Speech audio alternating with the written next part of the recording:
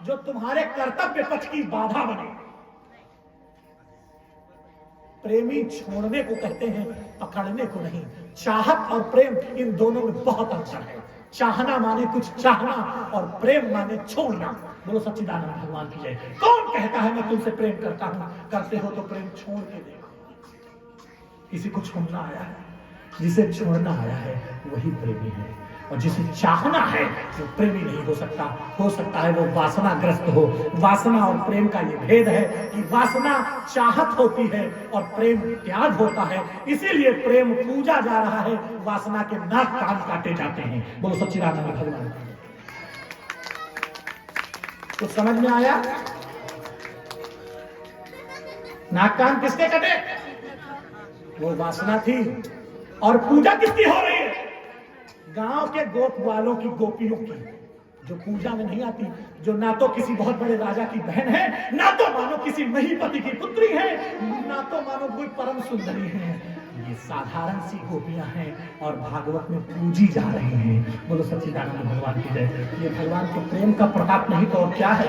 मैं हृदय से बहुत द्रवित हूँ और बहुत संभाल कर कथा कहता हूँ। बोलो सच्चिदानंद भगवान की जय। क्यों? क्योंकि मुझे पता है।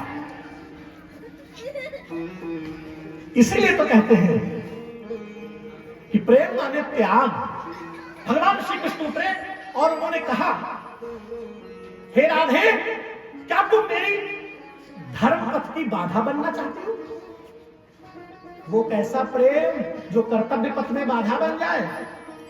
इतना सुना ही था, मानो समस्त गोपियां पीछे हट गई, रास्ता दे दिया। और जानते हो क्या कहा?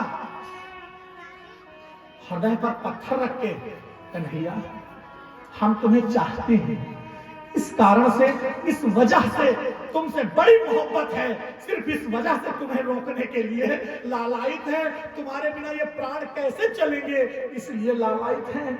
कैसे जिएंगे, सुबह कैसे होगी, कैसे देखूंगी मैं उस सूर्योदय को जिस सूर्योदय में कृष्ण नहीं होंगे, कैसे देखूंगी मैं उस संध्या को जिस संध्या में कृष्ण बांसुरी बजाते, गैया चराते हुए नहीं आएंगे।